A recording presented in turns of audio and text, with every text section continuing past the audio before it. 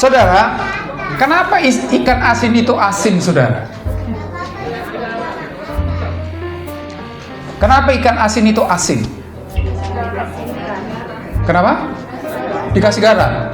Betul, dikasih garam. Itu di lautan sana dikasih garam itu tiap hari, tiap malam, sepanjang hari, sepanjang tahun. Gak asin-asin. Apa kurangnya garam di laut sana, saudara? Kenapa ikan asin itu asin, saudara? Dikasih garam. Apa kurangnya garam di laut, saudara? Nggak asin tuh. Coba tangkap itu ikan di laut, potong dia, lalu cicipin. Asin nggak? Enggak. Padahal seumur hidupnya diasinin, saudara. Ayo, kenapa ikan asin asin? Siapa tadi tuh? Nah, karena ikannya udah mati. Kenapa di laut sana nggak asin? Karena hidup, bukan karena diasinin, saudara. Ingat itu, bukan karena diasinin, karena mati. Paling berapa lama sih ikan mati diasinin jadi asin? Nggak ada semalaman kali, langsung asin dia. Berapa puluh tahun itu? Wah, ada puluhan tahun nggak hidup ikan. Di laut sana diasinin, nggak asin-asin, saudara. Kenapa? Karena dia hidup. Terkadang kita menyalahkan lingkungan kita, saudara. Aku begini karena sekitarku begini. Aku jahat karena sekitarku jahat. Ada slogan, ini lagi kampanye dengan saya, bukan kampanye, saudara. Katanya orang yang idealis sekarang karena belum masuk di sistem, saudara. Orang yang paling idealis sekarang coba masuk ke sistem, katanya. Makankan korup juga, saudara. Kenapa? Lingkungannya korup, katanya. Apa betul karena lingkungan korup lalu kita korup, saudara? Ingat, ikan asin karena udah mati. Jadi kalau Anda di lingkungan Anda sekarang menjadi seperti lingkungan Anda, jangan salahkan lingkungannya. Tanyakan diri kita mati atau hidup? Jadi kan begitu. Seringkali kita salahin iblis. Karena iblis tenang aja nggak ngapa-ngapain, kita salahin dia. Nah, kita yang nggak hidup. Mari Bapak Ibu, di Natal ini coba kita tanya diri kita, aku hidup atau mati nih sekarang? Mati di situ bukan berarti nggak nafas lagi, saudara. Mati di sini bukan berarti tidak bergerak lagi, saudara. Mati dalam arti nggak bisa menolak apa yang ada di lingkungan saya. Itu kan ikan asin itu kan itu mati begitu kan. Ketika dia di laut, dia bisa tolak, saudara, karena hidup. Tapi ketika dia mati, nggak bisa nolak itu garam, saudara, memasuki tubuhnya.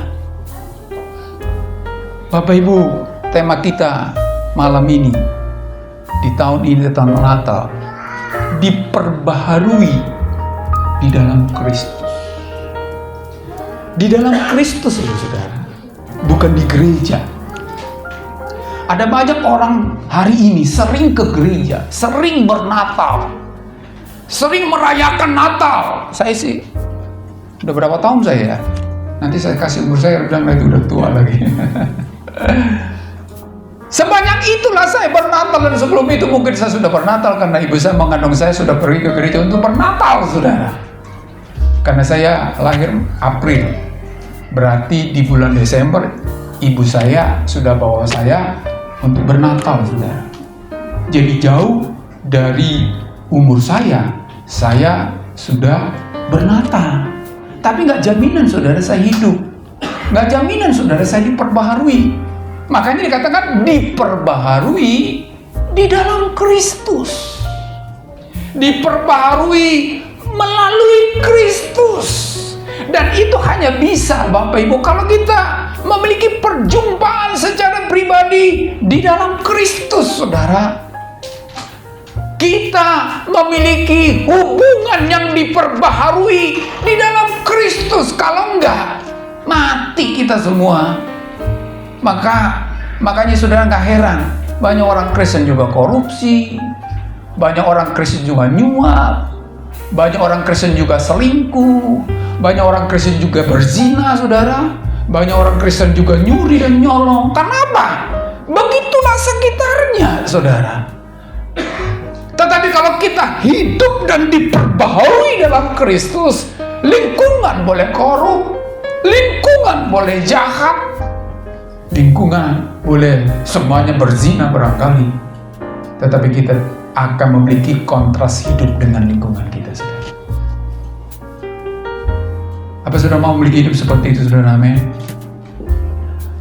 Sepi banget. Apa mau kontras dengan hidup di sekitar Anda? Amin. Agak kedengaran dikit. Apa saudara mau memiliki kontras hidup dengan sekitar Anda? Amin. Masih kurang. Saya khawatir nih, kita kadang apa kita sama dengan dunia ini? Jangan-jangan, saudara. Mari kita diam. Mari kita bercermin dari firman Allah. Apakah kita kontras dengan dunia ini atau sudah diperbarui? Efesus pasal 4. Kalau tema kita 23-24, kita lihat secara keseluruhan. Karena besok juga temanya sama, jadi saya buat 2 sesi nih, saudara. Jadi hari ini satu, besok satu lagi. Ya, Efesus pasal dari ayat yang sama. Efesus pasal 4 ayat 17 mulai sampai ayatnya yang ke-32. Saya berharap saudara bukan rutinitas atau seremonial kita bernatal, tetapi menjadi cerminan bagi kita. Apakah hidupku sudah diperbaharui apa tidak? Apakah pola pikirku masih sama dengan dunia ini atau tidak? Apakah aku masih dipengaruhi oleh dunia di sekitarku atau tidak? Saya bacakan untuk kita semua. Efesus pasal 4 mulai ayat 17. Kita baca sekali lagi sebagai ayat referensi dari tema kita adalah 23-24. Kita baca bersama-sama. 1, 2, 3. Supaya kamu dibaharui di dalam roh dan pikiranmu, dan mengenakan manusia baru yang telah diciptakan menurut kehendak Allah di dalam kebenaran dan kekudusan yang sesungguhnya. Supaya kamu, ada tujuannya, saudara, dibaharui. Bukan berarti dibaharui menjadi lingkungan yang baru. Mungkin lingkungannya tetap sama, saudara. Makanya saya bukan karena saya nggak mau ada saingan, saudara, tetapi banyak penjahat bertobat lalu pendeta, ya kan? Ada perampok bertobat jadi pendeta, ada pelacur bertobat jadi pendeta, ada tukang nyolong bertobat jadi pendeta, ada artis bertobat jadi pendeta, ada politikus bertobat jadi pendeta. Nggak salah sih, saudara, nggak salah. Tetapi ingatlah, dibaharui bukan berarti lingkungannya menjadi baru. Mungkin lingkungannya tetap sama, saudara. Lingkungannya tidak berubah, tapi pola pikirnya berubah, hidupnya berubah. Seperti ikan yang saya katakan tadi, lautan tetap lautan, asin tetap asin. Tetapi karena dia hidup di lautan itu, hidup di lingkungan asin itu, dia tidak dipengaruhi oleh lingkungannya sedikit pun, saudara. Saudara dikasihi dalam Tuhan Yesus Kristus, banyak orang Kristen terlalu mencari-cari pembenaran, saudara, bahwa lingkunganku yang seperti itu, Pak. Saudara, kalau Anda masih mati, di lingkungan manapun Anda ditempatkan, tetap tidak akan ada perubahan, saudara. Percayalah. Walaupun mungkin lingkungan Anda bukan korup, Anda akan tetap korup, saudara. Karena Anda mati di sana. Siapa sih yang bisa siapa yang ngajarin orang nyuri, saudara? Nggak ada. Tapi taruhlah 100 ribuan di jalan, saudara. Kalau nggak diambil orang, padahal itu bukan haknya. Kan gitu, saudara. Nggak ada yang ngajari. Itu tadi mati, saudara. Saudara yang saya kasih dalam Tuhan Yesus Kristus, supaya bisa kita memiliki hidup yang dibaharui, ada sesuatu yang harus kita lakukan, saudara. Ada bagian yang kita lakukan. Makanya dikatakan di sana ada dua hal yang kamu bisa ungkapkan di sini, saudara, hari ini dan besok hasilnya, saudara. Kalau kita mampu melakukan dua hal hari ini, malam ini, dan kita sudah lakukan itu, maka besok, saudara, ada hasil yang kita temukan dari dua hal yang kita lakukan malam ini. Dan kita coba lihat diri kita, apakah dua hal itu kita sudah lakukan sehingga pembaharuan itu terjadi. Demikian ada hasil yang kita dapatkan dalam hidup kita, saudara. Pertama, Paulus berkata di sana ayat 17 dan 19 bahwa kamu harus menanggalkan. Kata menanggalkan, saudara, seperti baju yang kita ganti baju, saudara. Saudara, kalau saudara nggak tahu, saudara ganti baju berapa kali sehari sekali atau sehari 3 kali? Sekali sehari atau sekali sekali sehari atau sekali 3 hari. Misalkan Anda sehari 3 kali, baunya udah nggak ketolongan itu, saudara, kan?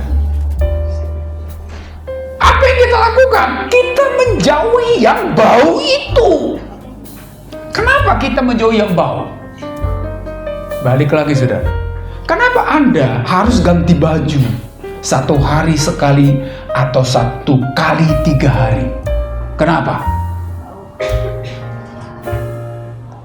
Itu lagi tadi, kenapa ikan asin bukan diasinin, saudara? Kenapa kita ganti baju sekali sehari atau sekali 3 hari?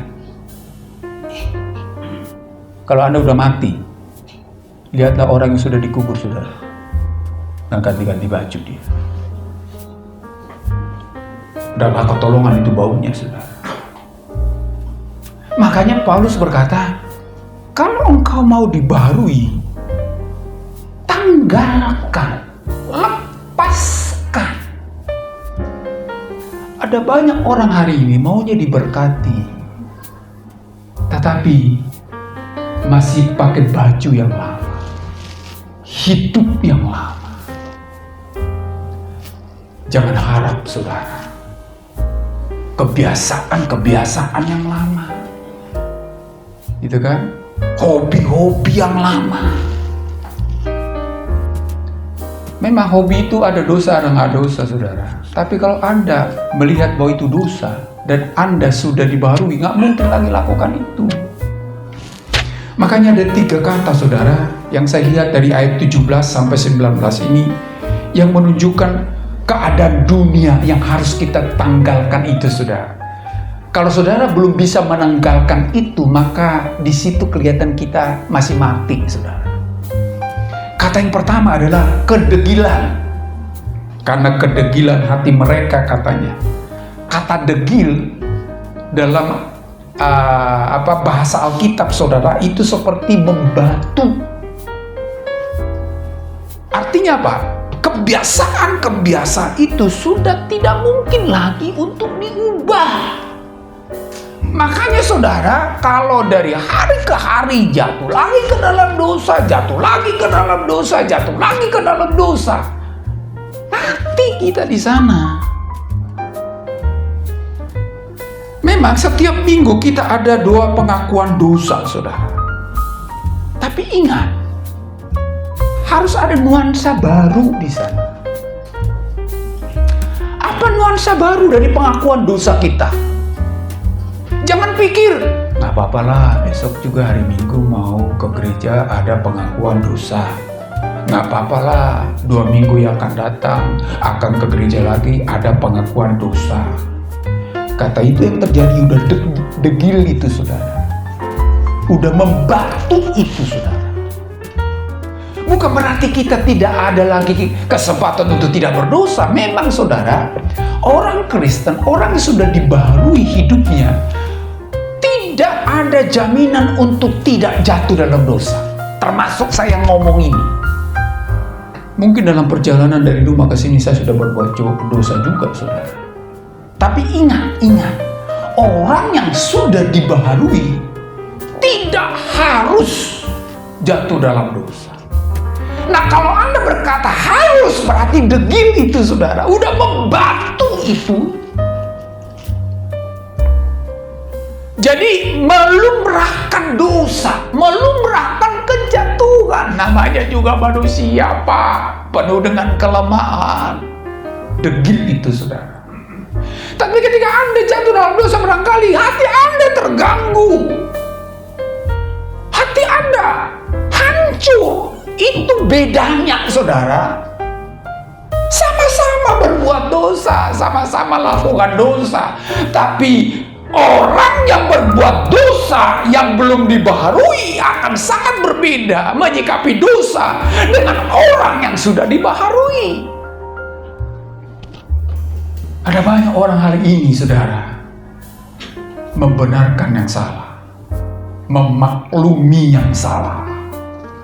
Hati-hati, saudara, itu degil.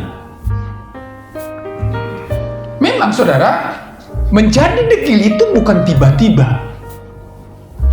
Sekali kita lakukan langsung degil, langsung membatu gitu, enggak, saudara. Saudara tahu mutiara atau apa itu, kerang itu, saudara? Berlian, kerang bermutiara ya, berlian. Itu dari proses, saudara, yang terus menerus, yang pada akhirnya jadi mutiara, yang terus menerus, yang pada akhirnya berlian, saudara. Berlian itu bukan satu malam, saudara. Degil itu juga seperti itu, membatu itu juga seperti itu. Pertama sih menyikapi dosa, aduh, aku sudah mendukakan hati Tuhan, aku sudah melukai hati Tuhan, aku sudah melukai pasanganku, aku sudah melukai keluargaku, bla bla bla bla bla bla. Besoknya dilakukan lagi, besoknya dilakukan lagi, besoknya dilakukan lagi, besoknya dilakukan lagi, dan titik tertentu ia tidak mempermasalahkan dosa itu lagi, saudara. Makanya hati-hati dengan pola pikir dunia ini. Saudara, lihatlah kehidupan orang-orang di dunia ini, saudara.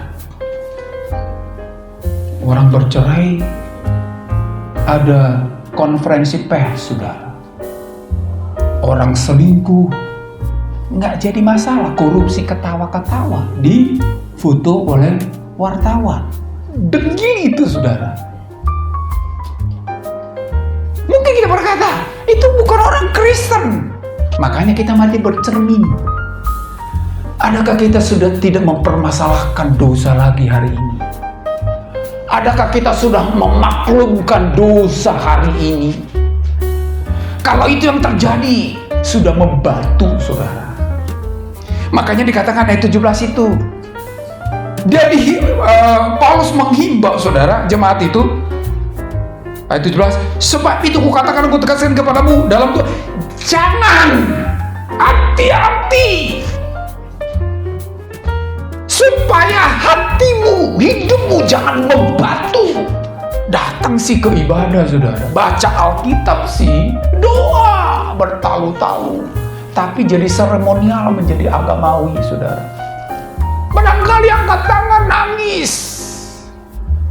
Tapi saudara, tangisan Anda tidak bermakna. Kalau keluar dari gereja ini, lakukan lagi, dan lakukan lagi. Hati-hati, jangan, kata Paulus.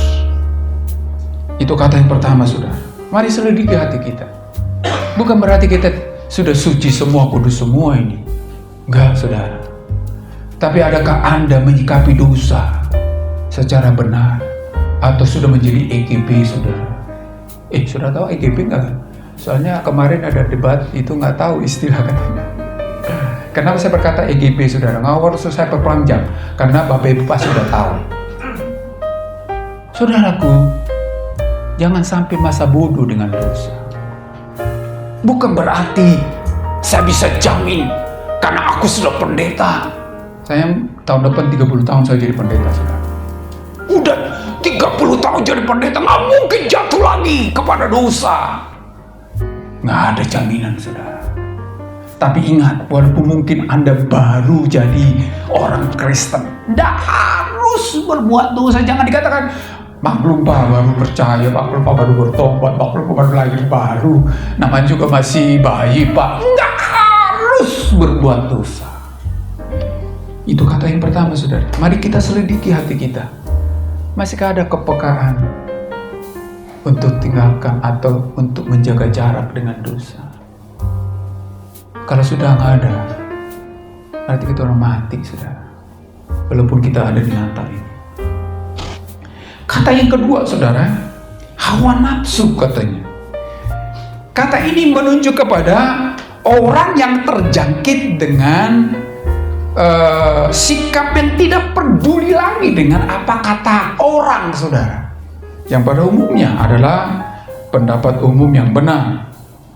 Yang penting keinginanku terpuaskan. Masa bodoh orang rugi, masa bodoh orang terinjak-injak. Jadi hawa nafsu bukan hanya berbicara tentang seksualitas, saudara, tetapi keinginan yang terus diupayakan, gak peduli apa akibatnya bagi orang lain. Jangan, kata Paulus. Bapak Ibu, dunia kita sudah jatuh dalam dosa. Tetapi bukan berarti kita harus mengejar sesuatu yang menjadi impian kita, nggak peduli apa akibatnya bagi orang lain, saudara. Saudara, suatu saat kalau sampai kata ini merasuk kita, saudara, maka apapun yang kita lakukan, yang kita tahu itu adalah dosa, nggak jadi masalah, nggak jadi soal. Ada yang ketangkap, saudara, selingkuh dan berzina. Lari itu nggak pakai baju, saudara, nggak lalu dia. Pernah baca itu, saudara?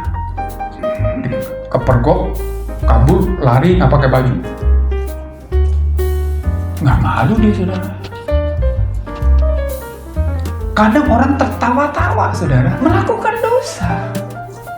Yang penting saya dapat, nggak peduli apa kata orang. Bagi orang itu dosa, bagi saya enggak, gitu kan? Dosa telah sangat berkuasa atas manusia sehingga manusia tidak lagi kenal malu. Manusia telah tergantung pada hawa nafsu sehingga manusia tidak peduli lagi kepada orang lain asal hawa nafsunya terpenuhi, saudara. Ada banyak orang kan, seorang suami tinggalkan istri dan anak-anak karena seorang perempuan yang gak jelas, saudara. Coba perhatikan, saudara. Saya sudah ungkapkan ini di PP. Saya kalau nyetir itu sering dengar musik di radio, saudara. Ya karena radio kan nggak selamanya lagu rohani kan, lagu pop, saudara. Yang saya tahu yang menciptakan lagu itu orang Kristen, tapi liriknya nggak Kristen, saudara, dan sangat terkenal itu. Memang cinta nggak bisa berbohong katanya. Cinta nggak berbohong, dia mencintai orang yang sudah punya suami atau istri, saudara. Bayangin itu, dia udah tahu yang dicintai adalah orang yang sudah punya pasangan. Aku mencintai dia, tapi kamu sudah punya pasangan. Memang cinta nggak berdusta. Bohong gede itu, saudara. Padahal yang tulis itu orang Kristen, saudara. Kenapa? Yang penting. Makanya doain itu pasangannya mati, saudara, supaya dia dapat itu yang diidamkan. Hawa nafsu itu, saudara. Anda mungkin nggak peduli apakah orang menjadi korban karena keinginanku, hawa nafsu itu, saudara. Hati-hati, kata Paulus. Kalau itu yang terjadi dalam diri kita, berarti kita masih mati. Kita masih mati, saudara. Kata yang ketiga dikatakan adalah serakah. Kalau saudara baca ayat yang kata serakah, ayat 19, menyerahkan diri kepada orang yang sedang mengerjakan dengan serakah segala macam kecemaran. Mungkin kita mengerti kata serakah, saudara, ketamakan yang kemudian menjadi angkuh. Cinta akan harta, saudara, harta yang tertutup lagi, hasrat untuk memiliki barang yang tanpa mengindahkan tuntutan hukum. Itu kata serakah, saudara. Tidak masalah Anda mengimpikan sesuatu benda, tetapi jangan oleh karena benda itu Anda menghalalkan segala jahat. Salah satu contoh orang serakah, walaupun mungkin tidak banyak di tangannya, ketika dia melihat barang, saudara, padahal duitnya nggak ada, sampai ngutang, saudara, itu serakah. Padahal itu nggak harus dibeli. Misalkan ada sepatu baru, sepatunya udah banyak, dia pengen sepatu itu. Oke, nggak sepatu lah kali ya, handphone sekarang, saudara. Setiap handphone baru mau beli handphone baru. Kemarin, saudara, kami cari kado, ya. Lalu saya lihat ada barang, lalu saya beli. Saya ke kasir, saudara. Mau dites nggak Pak, katanya? Ya udah, tes aja. Lalu, jadi ketahuan deh kado saya apa. Lalu tes aja, Kak, tes. Lalu dia bilang begini, Pak, mohon maaf, kalau di sini nggak bisa dites karena nggak ada barangnya. Loh, Mbak nggak punya? Enggak, Pak, saya punya iPhone, katanya. Dalam hati saya, SPG iPhone. iPhone termurah berapa sekarang, saudara? Dan ternyata banyak SPG sekarang punya iPhone karena ngutang, saudara. Hati-hati loh, saudara. Mungkin cuma satu di tangan Anda, tapi nggak perlu itu kan. Masih ada handphone yang lama kan. Kejar itu yang baru, sekalipun ngutang. Serakah itu, saudara. Boleh nggak deh? Nah ini sih, saya sih pengen banget ada handphone yang diidamkan. Berapa itu, saya bilang? 15 juta. Udah lupain, saya bilang. Handphone 15 juta. Tapi bagus, katanya. Sebagus-bagusnya. Ketika jatuh diinjak, pecah nggak? Ya pecah juga, saudara. Kalau sampai istri saya ngotot itu, serakah. Walaupun di impiannya, saudara. Hati-hati. Saudaraku, itu yang perlu kita tanggalkan.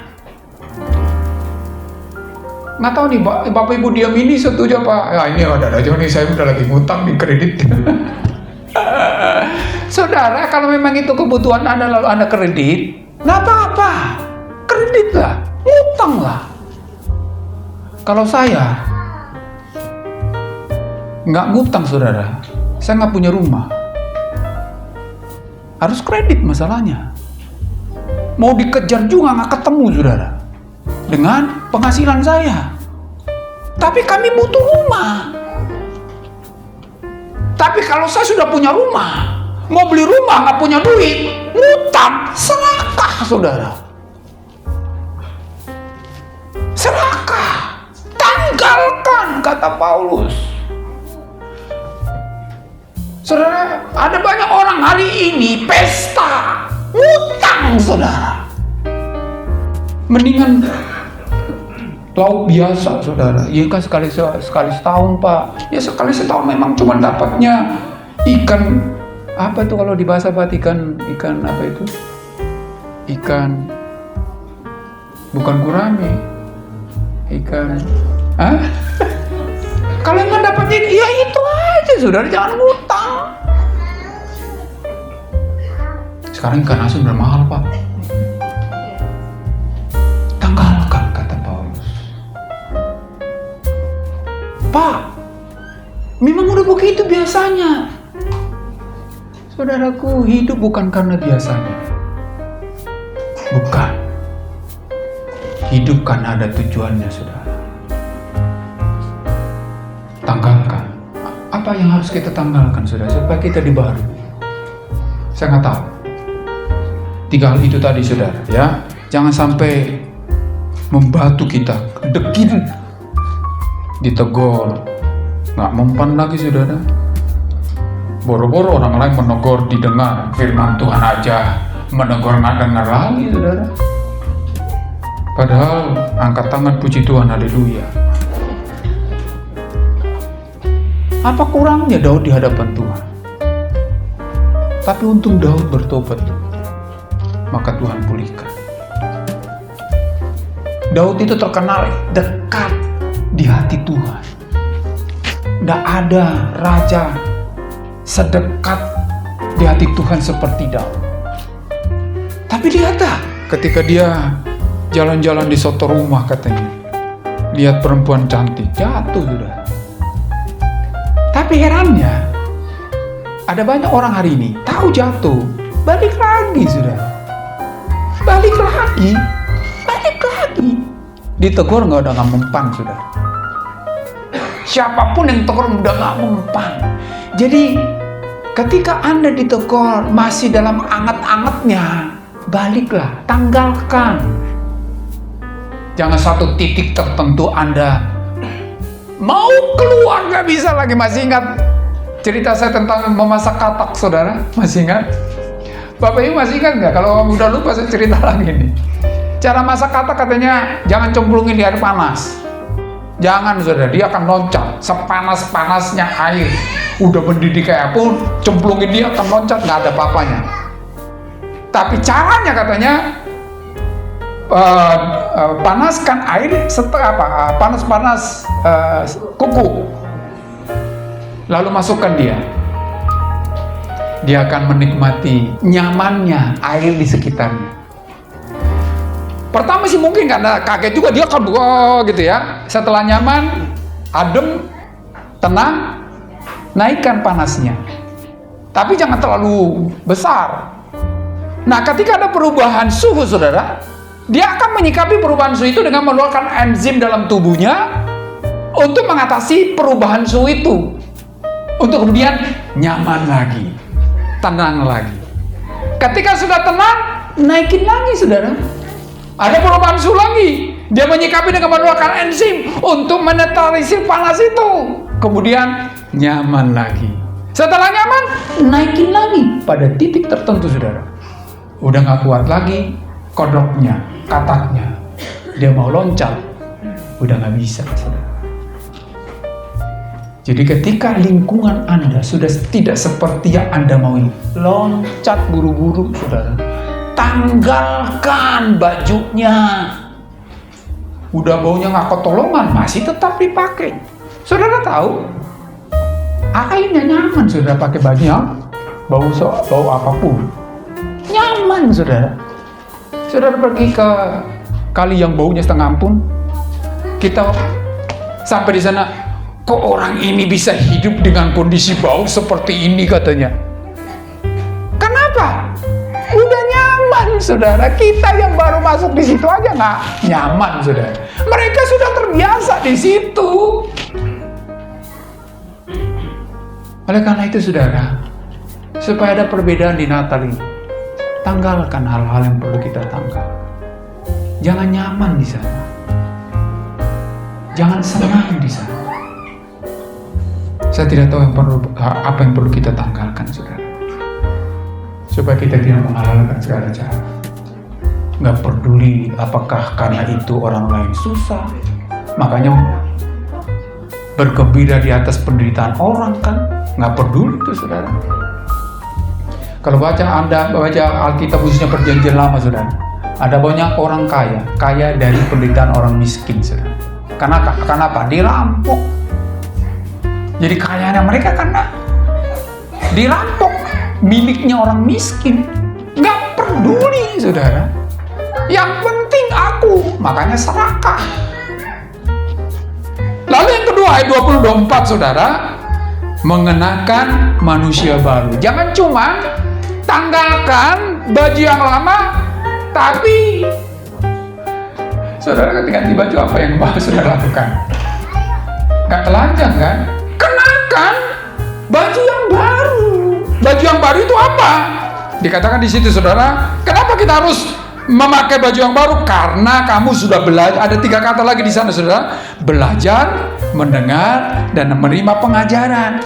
Kalau betul kita sudah belajar mengenal Kristus sehingga kita memiliki pengetahuan tentang Kristus, Itulah yang nanti memproteksi kita, saudara, dari lingkungan kita. Ya tetap juga ke pasar, tetap juga ke terminal, tetap juga ke tempat pekerjaanku yang korup. Tetapi aku telah belajar mengenal Tuhan. Itulah yang memproteksi aku. Disitulah nanti akan ada perubahan. Pikiranku sudah diubah, pola pikirku sudah diubah. Aku tidak akan mengambil apa yang tidak menjadi hakku lagi, walaupun ada di depan mataku. Sudah belajar. Betulkah kita sudah mengenal Tuhan? Betulkah kita sudah memahami pribadi itu dalam hidup kita? Gak mungkinlah orang mengenal Tuhan masih kompromi dengan dunia ini, saudara. Salah satu contoh, mungkin saudara ini udah bosan-bosan dengar saya di contoh ini, saudara. Ketika Anda ditilang di jalan, biasanya apa? Damai, saudara. Damai, bukan damai. Biasanya udah begitu, Pak. Daripada repot-repot ke pengadilan, Pak. Nyuap sana, nyuap sini. Udah biasa, Pak. Kalau nggak begitu nggak jalan, Pak. Ini memang dunia ini begitu, saudara. Saya tidak pungkiri. Begitu memang keadaannya. Tapi karena engkau sudah belajar mengenal Tuhan, engkau bisa menolak hal-hal yang tidak sejalan lagi dengan pengenalan akan Tuhan itu. Karena hidup kita dibaharui, sudah pikiran kita dibaharui. Engkau sudah mendengar tentang Dia. Kadang-kadang mendengar untuk dilupakan, kan, saudara. Tapi mendengar untuk memproteksi kita. Saudara-saudara yang saya kasih dalam Tuhan Yesus Kristus, kalau kita sudah pernah mendengar tentang Yesus yang mengasihi kita, bayangin, saudara, apa sih untungnya Yesus lahir di kandang domba, saudara? Apa untungnya dia harus 33,5 tahun harus di dunia? Apa untungnya dia tersalib? Nggak ada untungnya bagi dia, saudara. Nggak ada, justru rugi. Makanya Paulus berkata, dia yang kaya menjadi miskin supaya kamu yang miskin menjadi kaya. Semuanya untuk kita, saudara. Kalau dia nggak lahir, dia nggak jadi manusia. Kalau dia tidak menjadi manusia, nggak ada keselamatan, saudara. Karena yang mati itu harus manusia. Allah nggak mungkin mati, saudara. Manusia yang harus mati. Nah, masalahnya manusia yang harus mati ini bukan manusia yang turut ambil bagian dalam dosa manusia.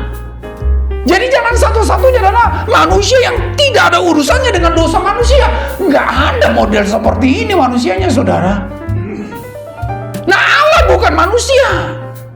Nggak mungkin Allah menjadi penebus manusia, karena dia bukan manusia. Itulah sebabnya dia yang bukan manusia itu rela menjadi manusia tanpa kehilangan kealahannya. Sulit itu, saudara. Tapi ia lakukan bukan demi kepentingan dia. Kita masuk neraka semua, nggak ada urusan bagi Tuhan. Tetapi Tuhan rela datang dalam kehinaan untuk menjadi manusia hanya untuk kita. Kalau engkau sudah mendengar itu, saudara-saudara, kenakan manusia baru. Tinggalkan kebiasaan lama. Jadi kalau Anda masih hidup dalam kebiasaan lama, tetapi sudah mendengar betapa luar biasanya kedatangan Kristus itu, jangan dipikir kedatangan Kristus hanya lahir, saudara. 9 bulan 10 hari. Bukan, saudara. Kalau dia tidak merendahkan dirinya, nggak mungkin. Rahimnya Maria nggak bisa memuat Kristus yang akan lahir. Nggak bisa, saudara. Makanya disebut kenosis. Tapi kalau kita anggap itu biasa, lalu ya udahlah, Pak, itu kan hari Natal yang perlu kita diperingati. Kembali lagi dengan hidup yang lama. Betapa kita tidak menghargai kelahiran dan kedatangannya, saudara.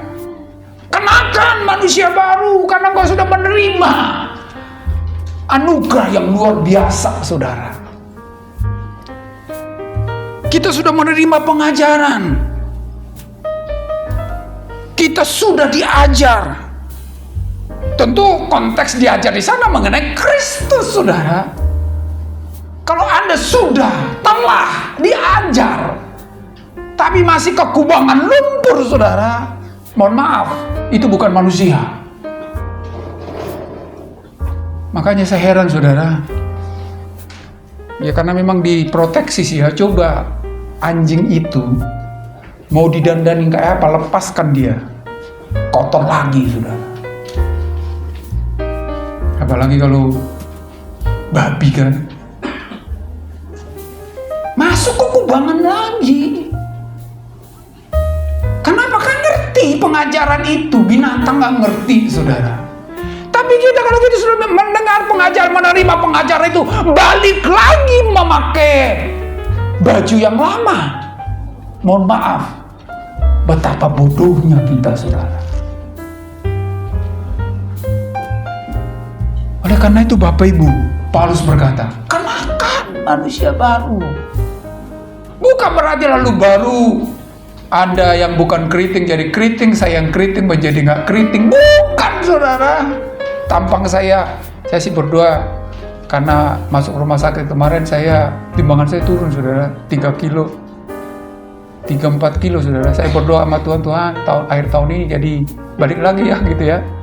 Nggak mungkin jadi kayak Pak Eli yang gemuk tinggi gitu, enggak lah. Tapi Bapak Ibu, ada yang baru. Pola pikir kita baru. Pemikiran kita baru. Sudut pandang kita baru melihat sesuatu. Itu yang baru, saudara. Barang siapa ada dalam Kristus, dia adalah ciptaan baru. Apanya yang baru, saudara? Orangnya baru? Enggak. Orangnya sama. Tapi karakternya baru. Melihat duit pun baru, saudara. Melihat orang lain pun baru. Melihat musuh pun baru, saudara.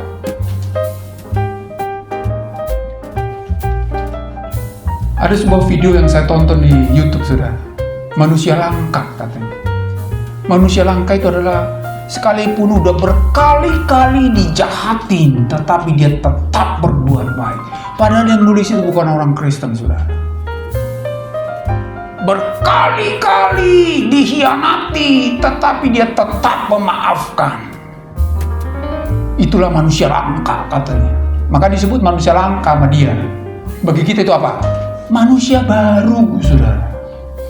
Melihat musuh berbeda, melihat lawan berbeda, apalagi melihat kawan, saudara, berbeda. Karena dia bukan orang Kristen, makanya dibilang manusia langka. Manusia langka adalah orang yang walaupun dijahati tetapi tidak membalas walaupun ada kesempatan untuk itu, katanya. Saya nggak tahu tuh, dia baca Alkitab kali dia. Tapi karena dia bukan orang Kristen, lalu dibuat manusia langka, saudara. Sebenarnya itu apa? Manusia baru. Manusia baru itu bukan dari yang nggak jelas postur tubuhnya jadi jelas gitu. Enggak, saudara. Saya nggak tahu saudara menganggap tubuh Anda itu ganteng apa enggak. Saya melihat tubuh saya ganteng loh, saudara. Bukan karena postur tubuh saya yang ganteng, saudara. Bukan. Karena saya melihat diri saya baru. Saya nggak mau jadi seperti Pak Eli, nggak mau saya. Karena akan aneh, saudara. Nggak mau saya. Saya mau jadi diri saya, tapi dalam pemikiran yang baru, saudara.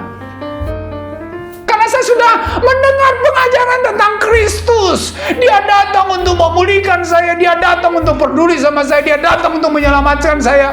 Betapa berharganya saya di mata Tuhan. Berarti saya harus melihat hidup saya juga begitu berharga.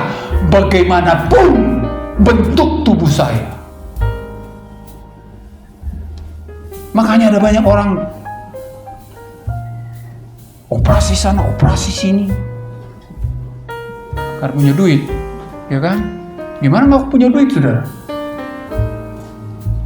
Banggalah dengan diri kita, saudara. Karena pemikiran baru.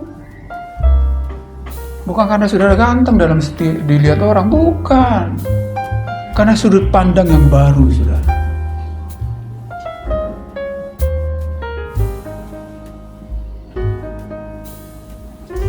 Manusia langka katanya adalah orang-orang yang tetap berbuat baik walaupun seringkali dijahati. Kalau Anda adalah orang-orang yang tetap berbuat baik sekalipun seringkali dijahati, Andalah manusia langka itu. Saudaraku yang saya kasih dalam Tuhan Yesus Kristus, di Natal ini kita diingatkan supaya sungguh kita adalah manusia baru, dalam pemikiran yang baru, sudut pandang yang baru. Karena kita sudah mengenal Tuhan. Pertanyaannya adalah, apakah kita sudah mengenal Tuhan? Apakah kita sudah belajar tentang Tuhan? Apakah kita sudah mendengar betapa Ia peduli atas hidup kita sehingga Dia tinggalkan surga hanya untuk kita, saudara, bukan untuk Dia. Kalau itu yang kita sudah alami, maka kita bisa mengenakan manusia baru. Mari bercermin ketika Anda bersinggungan dengan orang, ketika Anda bersinggungan dengan masalah, ketika Anda bersinggungan dengan pekerjaan Anda, ada yang baru apa enggak? Kalau masih tetap lama, berarti kita degil, saudara. Kita serakah. Doa saya, saudara, di Natal ini ada hal yang baru. Seperti tema kita ini, dibaharui di dalam Kristus. Itu bisa karena kita sudah mengenal Kristus, mendengar tentang Kristus. Dan itu hanya akan teraplikasi kalau mendengar, mengenal, belajar tentang Dia itu kita laksanakan, saudara. Ada banyak orang pintar teori, saudara, tapi kelabakan ketika praktek, saudara. Makanya jangan hanya pendengar yang baik, kata surat Yakobus, tetapi jadilah pelaku-pelaku yang baik. Sehingga ketika kita keluar dari gereja ini, kembali ke lingkungan kita masing-masing. Jangan lari dari habitat Anda, enggak. Di situ Anda dipanggil, di situ Anda ditempatkan. Apa pekerjaan Anda, kembalilah ke sana. Apa panggilan hidup Anda, kembalilah ke situ, tapi dalam pemikiran yang baru. Jangan sampai suatu saat seperti Firaun, saudara, dikeraskan oleh Tuhan untuk nggak bisa berubah lagi. Jadi kalau Anda ditegur masih tersinggung, puji Tuhan, haleluya. Itu belum degil itu, saudara. Degil itu adalah udah ditegur, membatu, saudara. Nggak peduli mau diomongin kayak apa. Dan secara rohani, seringkali bilang begini, yang penting saya dengan Tuhan. Hati-hati lu, saudara. Jangan-jangan itu degil lah. Saya bodoh dengan orang lain. Yang penting saya dengan Tuhan. Yang penting saya dengan Tuhan. Orang yang dibaharui itu, saudara, akan terlihat dalam kehidupan kita sehari-hari. Akan nampak, saudara, bukan hanya sebuah slogan dan pernyataan. Kadang-kadang kita berbuih, mulut kita ngomong, tapi kelakuannya tetap sama, saudara. Tapi orang yang sungguh sudah dibaharui, akan kelihatan cara hidupnya, akan kelihatan perbuatannya. Jadi kalau perbuatan itu Anda belum miliki, jangan belum dibaharui di Natal ini. Kalau belum dibaharui, ini saatnya, saudara, untuk dibaharui. Memperbaharui komitmen Anda di hadapan Tuhan. Memperbaharui sudut pandang Anda melihat sesuatu. Mungkin peristiwanya tetap sama, saudara. Orang yang menjengkelkan, orang yang menyakiti, orang yang membuat kita cepat marah. Sama, saudara. Dunia ini sudah gelap. Anda terjun di dunia yang gelap. Bukan berarti ketika Anda dibaharui lalu terang, tetap gelap. Tapi jangan dipengaruhi oleh kegelapan, tetapi pengaruhilah kegelapan dengan terang dari Tuhan. Amin, saudara. Oleh karena itu, nikmati tema kita ini. Kalau Anda belum mengalaminya, ini waktunya. Serahkan dirimu kepada Tuhan. Katakan kepada Tuhan, Tuhan aku mau datang untuk Tuhan perbaharui. Sehingga aku berubah melihat sesuatu. Gak peduli apapun sesuatu itu. Karena untuk itulah Engkau datang. Mengubah aku menjadi baru. Amin saudara. Mari kita berdoa.